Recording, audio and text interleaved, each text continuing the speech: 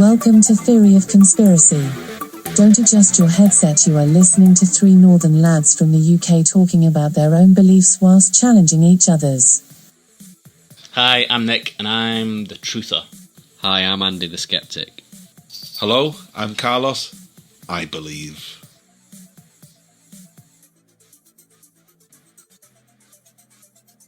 Hi, TheoCons. Welcome to episode 15, Climate Change. This is the news. We've done a couple of new live streams on Twitch this week. If you missed them, you can check them out on our new YouTube channel or on our Twitch page. Check the links in the show notes or the bio on our social media pages. Last week, we talked about time-traveling celebrities, Wayfair, the Sphinx, Stonehenge, Lake Geneva, UFO, end-of-world predictions, and loads more. It was great to have a bit of interactivity with the listeners, and we definitely need people to fact check us occasionally. If you fancy helping us out, you can catch the next planned live stream. They're on Wednesdays and Sundays at 9 p.m. British Summer Time, apart from every second Wednesday, like today when we're recording the audio podcast. Again, links in the social media to get updated with that. If you would like to support the podcast, please talk about this with your friends or give us a review on iTunes. You can comment or contribute at TheoConPod, that's at TheoConPod,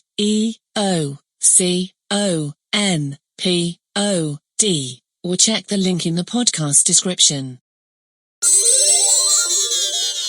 Listen up, this is the main bit. Right, climate change. Is it real? Is it overhyped? Is it a natural warm cycle the Earth's going through?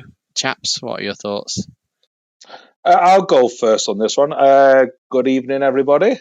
Obviously, I'm going to go straight to the jugular. Climate change. I believe climate change is happening, but I also believe it may be sort of manipulated to help certain organisations and certain people in power. And there's three quotes I'm going to use, and these are three of the most powerful people in the world. The first quote I'm going to start with is President Donald Trump. He said, "The concept of global warming was created by and for the Chinese in order to make the US manufacturing non-competitive." Quote Donald Trump. That's the most powerful man on the planet, and with the biggest economy in the world. The fifth biggest economy in the world, and one of the most powerful men, the Prime Minister of India, said, "Climate has not changed. We have changed. Our tolerance and habits have changed." That's the Prime Minister of India, the fifth biggest economy. They've just overtook United Kingdom and France. And then you've got the one of the cabinet people of Brazil. I think Brazil is the ninth, correct me if I'm wrong, people, I think it's the ninth biggest economy in the world. And he says climate change is a cultural Marxist plot to undermine Western countries in order to support China's growth. These are three of the most powerful people. So I'm going to ask you, do you think these people are misled, misinformed, or don't know what they're talking about? Or should we start listening to these three powerful people with three powerful countries behind them? Well, Chuck, I can't speak for the Indian Prime Minister and all that, but Donald Trump, I think he will say he's got a bee in his bonnet about China. I'm not sure if he said this before or after Corona, probably before. But I think he will say whatever he wants to try and pull the United States out of certain agreements to hit certain targets, which is going to cost the government money rather than save the government money, to get out of those agreements so they can carry on doing what they want and sod the planet. That's what I think. And maybe the other leaders are doing the same. The Brazilian said the same thing about being a Marxist to support China's growth. So a lot of people thinking there's some kind of undercurrent supporting China because climate change helps China's growth rather than the Western countries' growth. Yeah, but China doesn't adhere to the these policies anyway. They're quite bad polluters, China. So it's not like, do you think that, so the conspiracy is that they're setting up the West to have all these laws so that they can disregard them and pollute the planet and obviously mass produce stuff cheaper because they don't have to abide by these cleanup laws? Is that the conspiracy? I also think that these have got alternative motives. Like look at Brazil carving up the Amazon rainforest and stuff like that, or what little they're doing to prevent it being carved up. And look at Trump. He wants to go polluting the planet with oil and digging up coal and stuff like that, and starting to burn coal to power his cities.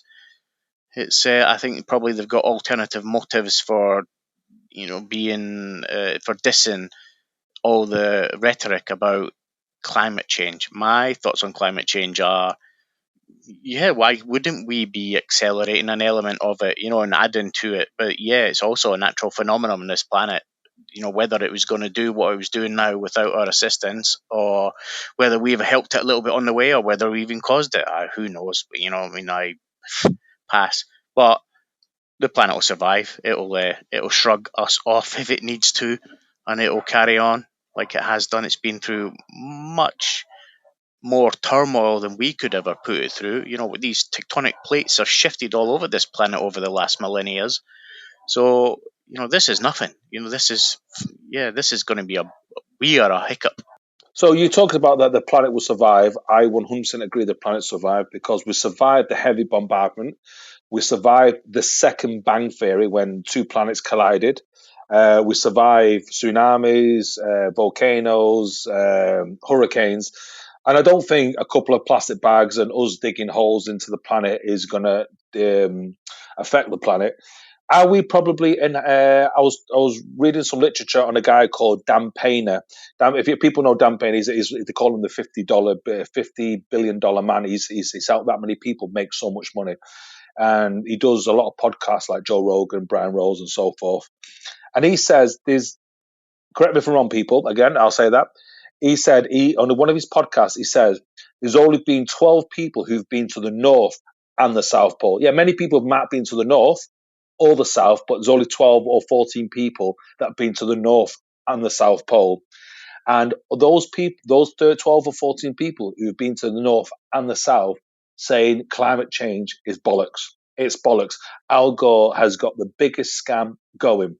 And he says, he's a businessman. He says, if climate change is real, the banks wouldn't borrow you any money because the loans would be fuck all. His words were, the loans would be fuck all. Not one motherfucker would borrow you any money. That's his exact words. That's why I'm repeating what he said. Because he says Barclays wouldn't borrow any money because if we're looking at the sea rises by 10 feet, best case scenario, I should say, worst case scenario is going to rise 100 feet. We could kiss goodbye to Europe, United States, Central America, South America.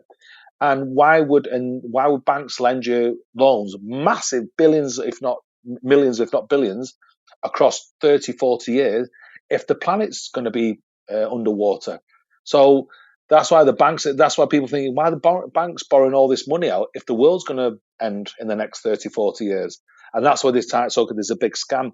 Dan Painter is obviously one of the people who's actually been to both the South and the North Pole, and he's actually good friends with Al Gore. He's spoken to Al Gore a few times, and he said that the planet 55,000 years ago was 2 degrees hotter than it is today. So it's called it cyclical, which is an occurring occurrence. Chuck, you said quite a lot there, mate. Last one was about 50,000 years ago being a certain amount of degrees. Yes. Was someone back there? Was someone go back there, take the temperature and write it down? Work out the average temperature what they do, of that year. What they did, yes, because what they did, these scientists, they go through they dig these burrows into the ice, and they can get the temperature from all the years. We are quick to engage and support people who say climate change is real, but as soon as someone goes against it, my God, we rip them to pieces. We go, oh, you're full of shit, you're full of shit. And I've got more literature, but I'll let you answer them questions. I wish you would let us answer them, Chuck. Sorry, mate. I've got a lot on this, that's all. So, yeah, it'd be interesting to find out who these 12 or 14 people are and if every single one of them is a climate change denier just because they've seen some ice at the top and the bottom of the planet or whatever, or because they've studied layers in ice. Again, I'd like to see the science behind that because there's loads and loads and loads of other science that's telling us a completely opposite story. But then again, it depends on who's benefit, who tells you them stories. And I understand. I look at both sides. Who is benefit from climate change other than apparently China because they're just ignoring it? So The Treaty of Rome. The Treaty of Rome apparently are earning so much money at the Treaty of Rome. The people who were involved in the Treaty of Rome. That's what David Icke says. Oh, good lord. If David Icke says it, that's enough. Yeah, okay, settled. End of the podcast. Don't need any more discussion. You're quite Jesus hard on Christ. David Icke. You're quite hard on David Icke. You are. Well, no, he must be right because obviously lizards like it warm, don't they? So, Wait, so what? Wait, who's Andy? Wait, when you say the opposite argument, who's saying the planet wasn't 2 degrees warmer 55,000 years ago? I don't know. Are you I'm just just saying that? I'm just questioning this throwaway No, comment. I mean, I don't know about the timeline, but the planet's definitely got hotter and colder than it is now, for sure. I don't think there's anybody has. really disputing that. And at the same time, oxygen levels have been higher and lower. And, for example, if you did have a time machine, you went back to see dinosaurs, you would struggle breathing because there was lower oxygen content then. Therefore, the planet was probably hotter. That's probably where this science has come from, not looking at layers of ice. I understand layers of ice is a bit like reading the rings in a tree. Was there not more oxygen? Is that not why things got bigger? Was it more or less? Yeah, I think more. there's been periods of both, aren't there? There's been periods of both. Mm. And do you know what? When I was looking into the science of some of this, the scientists are not disagreeing with that. That what they're saying though is when the Earth has changed previously, it's been over tens of thousands of years.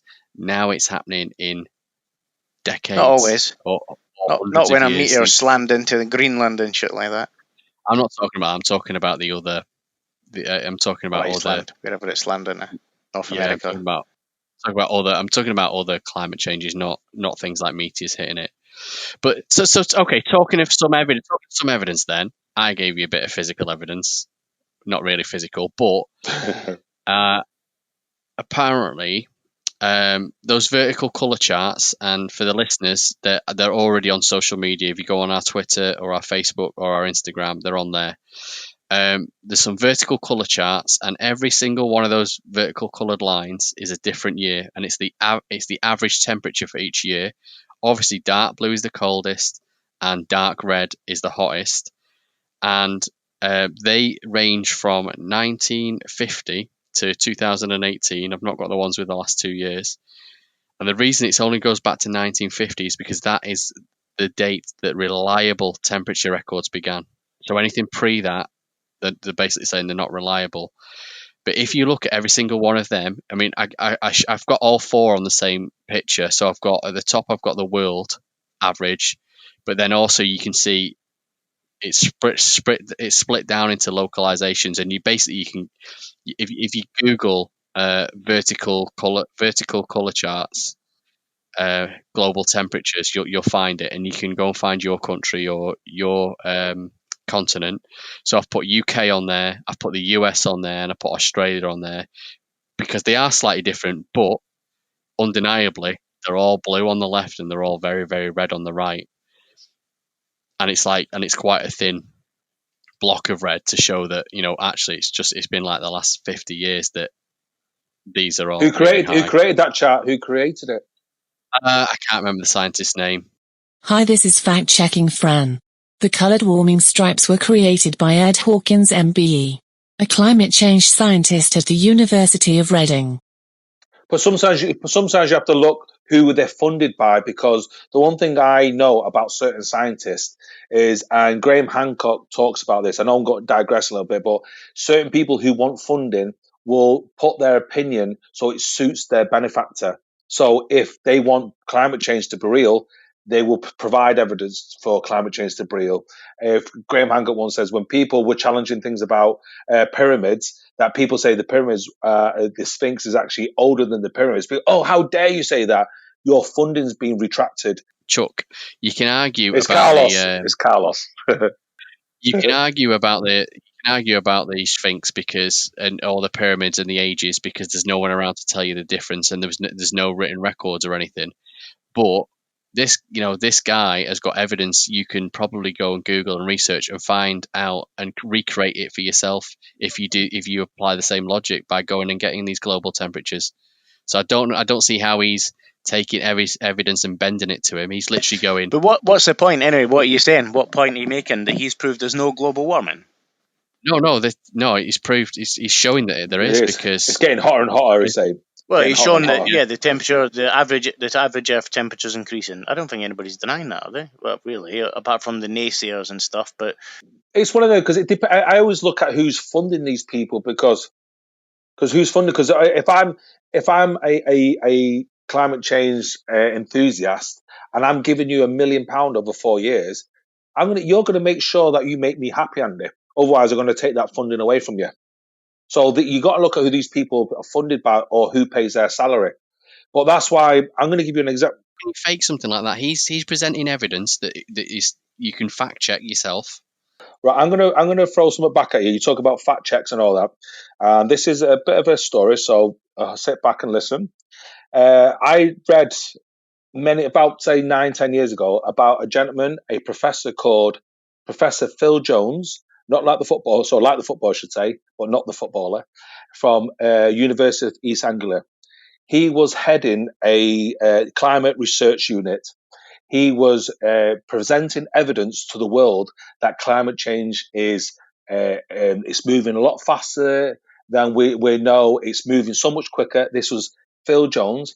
He didn't. All these people kept asking for emails. Just keep us updated. No. I'm not going to show. I've got the evidence. The evidence is ready to go. I'm going to prove to regarding the climate change. It's really happening. It's moving a lot faster. We need to act. When he was about to present it, it all his life's work, or not life's work, but a good few years' work. He headed all this organization. Somebody accidentally hacked his emails and destroyed all the evidence, and he never backed it up. He never showed it anyone. This was the evidence was going to prove to the world that climate change was a real problem. And this is, you can Google him because it was all over the Guardian. It went to court. But I bet you none of you know about this. Why don't you know about it? Because the world doesn't want you to know about it. well, we know about it because you've mentioned it before, Carlos. It rings a bell with me anyway. That. But the thing is, it's a lot of people, and this guy was completely lost his job, and he never backed it up. He never showed anyone. If I've come up with critical information, I'd say, Andy, can you just run this by me? You believe in me. I never showed it to you. So why is this guy? So I guess he lost all his credibility then. Well, I don't think it's a great loss, his report being missing, because there's plenty of other people that are saying exactly the same things that have still got their reports to some degree. And all the people that submitted all the damning evidence to this guy, surely they've still got their damning evidence that they could have submitted to someone else. So I don't think it's a lost cause. Are we all agreed that there is global warming and we're fucked? Yeah, I'm in agreement. I think the world's just going through a cycle. I just think it's like, yeah, but that cycle might not stop until it's frozen and the water is 10 feet high. So it's all good saying we're just going through a cycle. That is all good. It may be the case, Carlos, but when is it going to stop? You know, and just look at in this country alone, right? Well, look all over the world, the flooding and stuff that's happening. But just look in this country in the last 5 years, the flooding levels have increased. Every winter now, it's catastrophe in this country as our rivers struggle. And these rivers are tens of thousands of years old, you know, since the landscape changed that much here, since the last ice age kind of dissipated, whenever it was, 12,000, 10,000 years ago, whatever it was. So these rivers are really, they've been there for a long time and they've been dealing with all these water for a long time. This is why we've been able to build in the places we have built, because in most cases we're pretty sure there's not much chance of much water going to be appearing there. But in the last 5 years, like I said, the water levels in loads of these low-lying places and places near big rivers have increased dramatically. So it's all good saying it's cyclical. It's just getting worse, you know. And where is it going to stop? Do we need to start building houses on stilts? Could that be due to overpopulation? Who knows what it's linked to?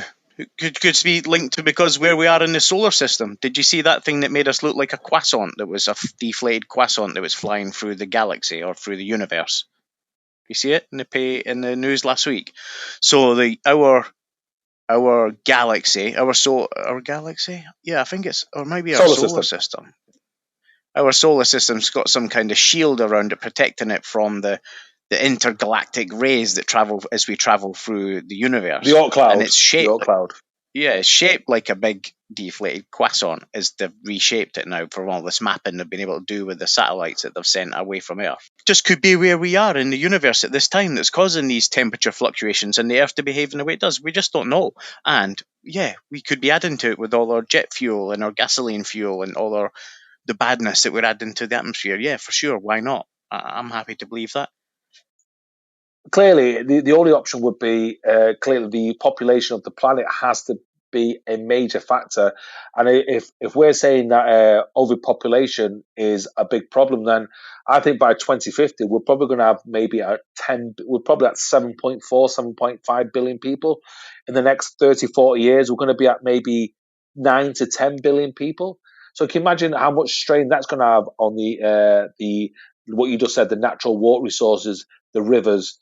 It would just cause mass migrations. So places that lose their water, like when the caps that feed the Himalayas and obviously eventually feed the Ganges and the Nile and all these other rivers, when all those have dried up and there's no more water coming down from the mountains, like billions of people will have to go where there's water, and that's going to cause billions of deaths and massive migration like the planet's never seen on a scale before. That's the problem. I'm not sure the overpopulation is driving global warming, driving the planet temperature increasing, other than I don't know what.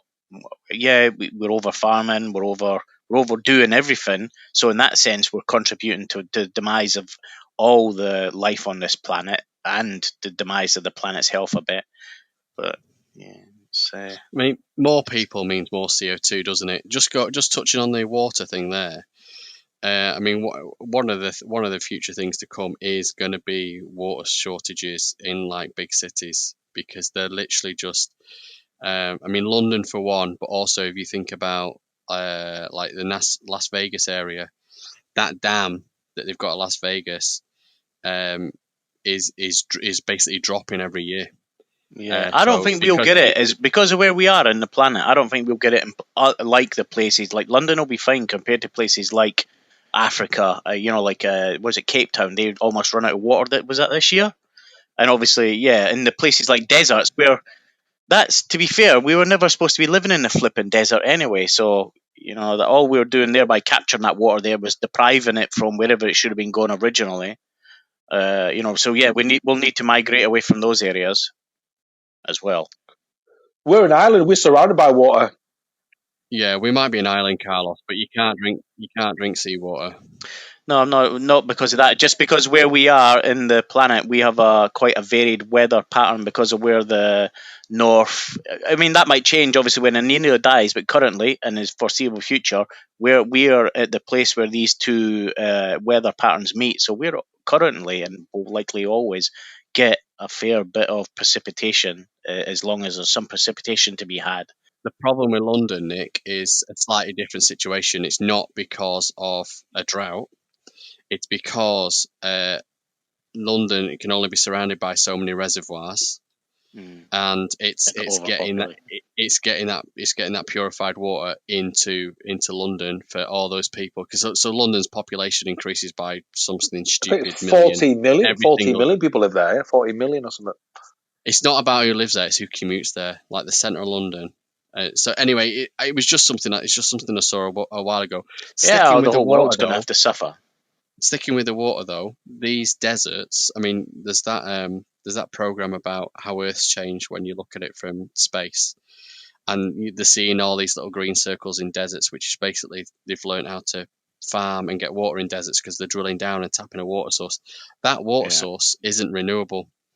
It's took thousands and thousands and thousands of years to get there, and they're basically the rate they're using it. Yeah. They reckon 50 years max. But the more holes reap what they sow. That's quite simple, isn't it? You reap what you sow in that respect. And then you're gonna have food shortages because people are going to get reliant in the next 10, 20, 30 years on all this extra food coming from the deserts to feed those areas, and all of a sudden that's gonna dry up. This is just one possible scenario in a future of a trillion billion possible scenarios that could change the drop of a hat tomorrow. But we can make rain. We can make rain now, so we can manipulate the weather. So I know in Saudi Arabia, you can't make it out of nothing. You have to have certain cloud types, and you can seed cloud types to force them to rain earlier than when they should. And what you're doing is depriving of where they should be raining of that water, Carlos. So you're just moving the situation. You're just moving the issue. Plus, that's got to be expensive. It's got to be poisonous chemicals that nobody wants to be breathing in anyway. So it kind of would defeat the purpose. Yeah, why would we want to be fucking with stuff? We need to stop fucking with stuff. That's why we're getting in the mess we're getting. Well, the thing is, we need to, once we go to the next stage as a species, we need to be interplanetary. That means we need to be able to manipulate the weather, hurricanes, volcanoes, and so forth. And the next thing, if we are going to be drying up, and clearly for us to survive as a species, water is probably the most important thing. That's maybe the next subject. Obviously, I know you said we might be using chemicals which poisons the planet, but then there's going to be no option, because if we're going to add another 2.5, 3 billion people to the planet, then that's going to be a lot of mouths to feed. And correct me if I'm wrong, peeps, but I think we can only drink 2% of the world's water supply. I think 98% is, like you just said, seawater, and we can't drink it, but we can only drink 2% of the water Yeah, on but this we've planet. got technology now that can turn seawater into drinkable. It's just a bit expensive. But as we go forward, that technology, like everything, will get cheaper. And eventually we'll get to a point where we might not need to have so much cleaned water, because we can clean it ourselves as it comes into our house in a second, and things like that. So we just need a way to get rid of the dirty water and stuff. So improve our drainage, improve our sewering system, and find some way of getting a better water purification system. But I've got some facts, but before we come to fact, one thing that was on my mind when I was looking into this is what's happening now, like globally. Obviously, with COVID, I mean, you can Google climate change and COVID, but literally, the I bet David Icke's top of the search engine. oh yeah, well, probably ignore the David Icke one, but basically, the demand for energy in this year has basically fallen off the edge. It's gone over a cliff, sort of thing. The IEA, which is the International Energy Agency, reckons we're going to use this year about 6% less energy this year than we did last year. Obviously, every year using more and more and more. And that 6% doesn't sound a lot, but it's the equivalent of losing the entire energy demand for a country the size of India. The second biggest population in the world. Yeah, that's a lot. That's a lot. That will therefore give us a CO2 drop of around. They're not exactly sure, but between like 4 and 8%, they're sort of saying, which is about 2 to 3 billion tons of CO2 if you were to stick it on a scale. And if you compare that with our last recession, global recession, which was like 2009, it's about 6 to 10 times larger than the reduction we saw there. However, it's not all good news, because following the 2009 recession, or whenever it was, there was then as we came out of it, there was a sharp increase of about 6%, I think it was, in 2010. Is that due to manufacturing? Yeah. No, it's just because everyone's getting back on the feet and stuff. But obviously, people, as I was reading up about this, people are saying, like, let's learn the lesson this time. Let's not jump back and just start going mental. Let's try and do it eco-friendly and think. I mean, I even saw stats about individual cities, saying how some countries were better and worse. For example, I made a note of these. So Paris saw a CO2 drop of about 72% in March, but New York, that's huge. New York, it only fell by 10%, because and it's not because French versus Americans or anything like that. It's because, again, I suppose if you compare it to London, it depends how many people are living in the city compared to working in the city. So obviously New York, a lot of people live and work there, don't they? Work there, yeah, it's true. Yeah.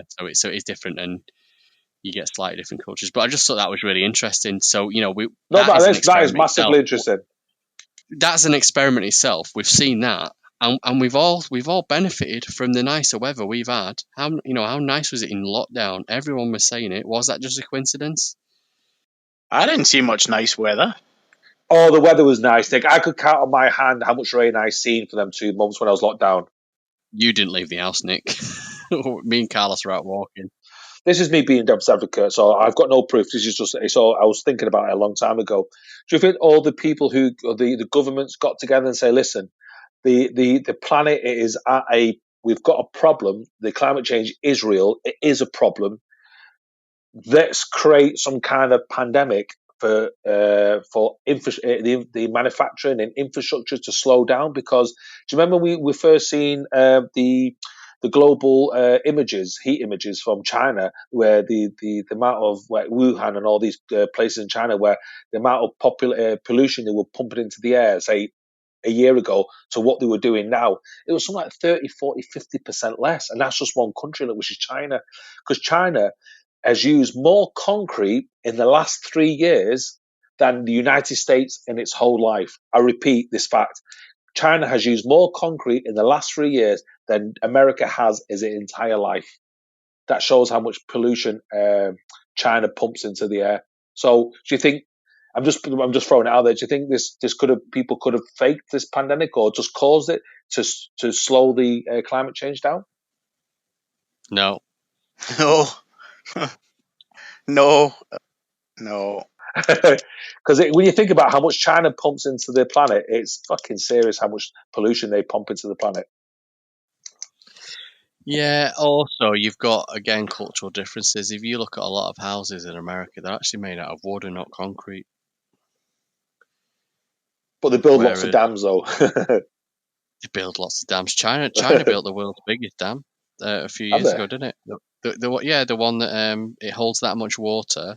It's increased the gravity, the local gravity of the planet around there, and that's caused the Earth to slow by something like 400 of a second.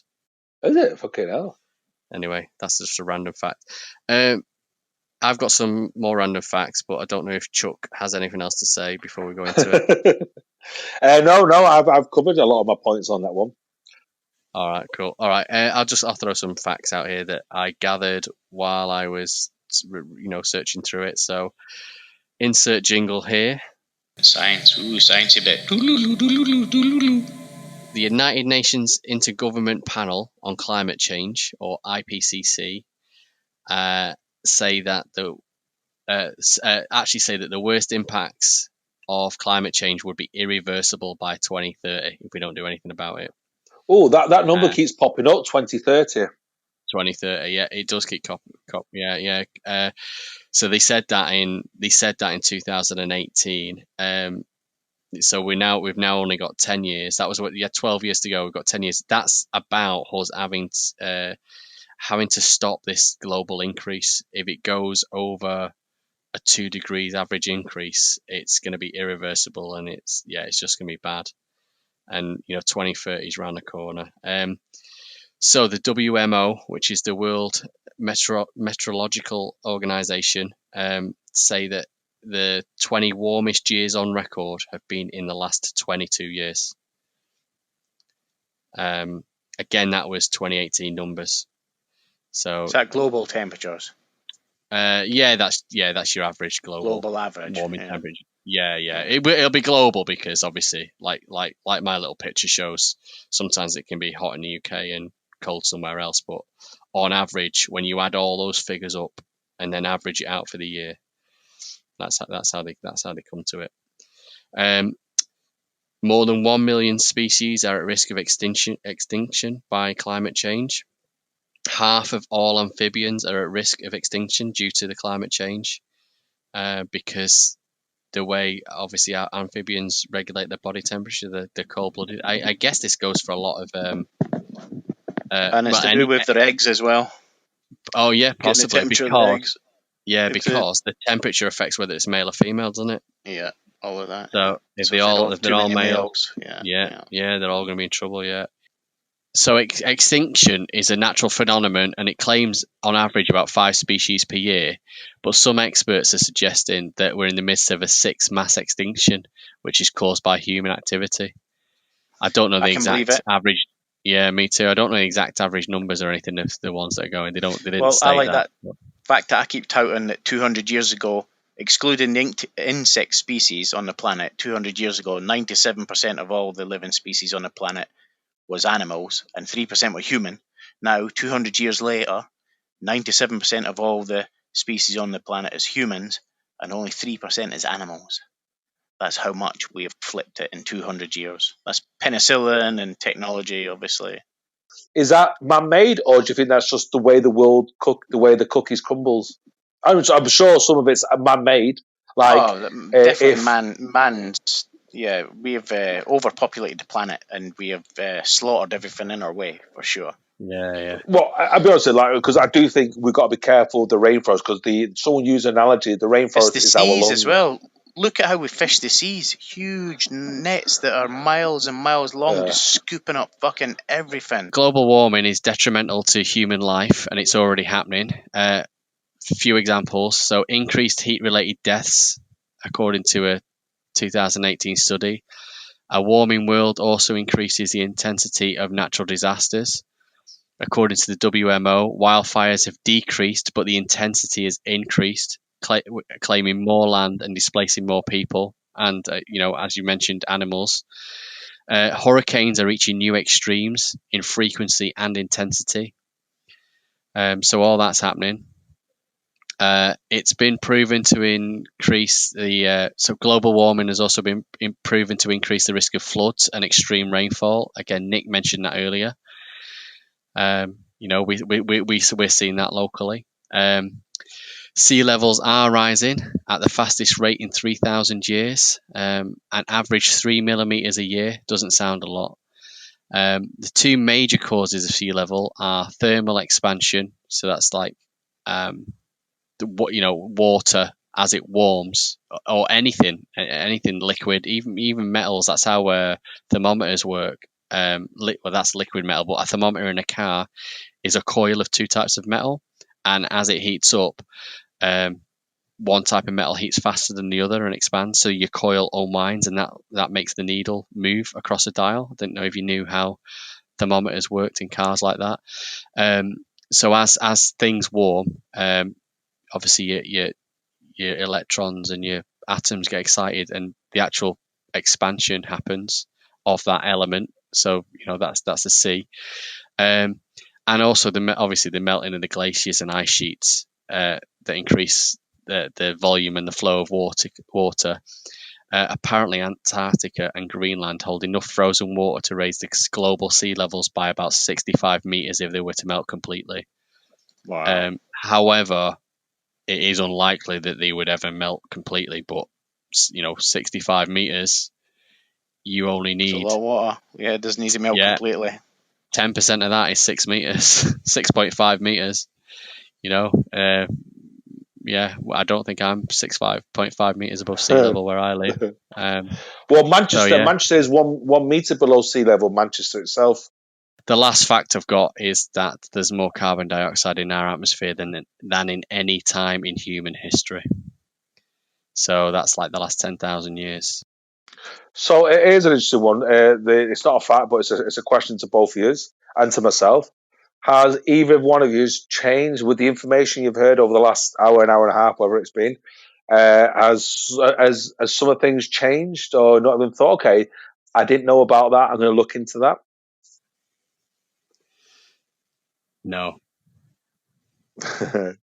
Yeah, I don't think nothing's convincing me. I mean, nothing's changed. I mean, I'm pretty much, my opinion's the same now as it was before we went into it. Yeah, that shit can be going on, and yeah, we can be influenced. Why not? I'm not. It's stupid to say that we're not. But can we reverse it? Probably not. Is it going to get worse? Maybe.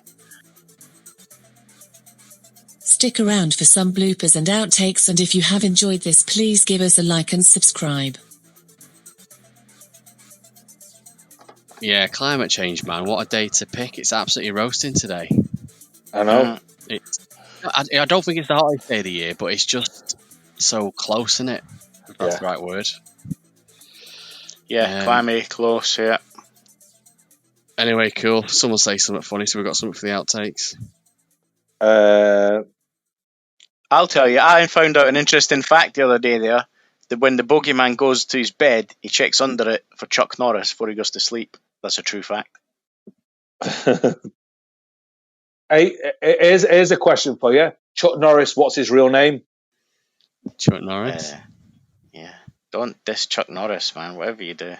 His real name is Carlos. Carlos Norris. Oh my god. Wow. Carlos? He doesn't look like a Carlos, does he? He is a fucking Carlos. He's a Carlos. Is he named after Carlos Barloff or something like that? Carlos. All Carlos are alpha males. We're all alpha males. Oh my god. You know we're going to have to just call you Chuck. We're going to have to call you Chuck for the rest of the podcast.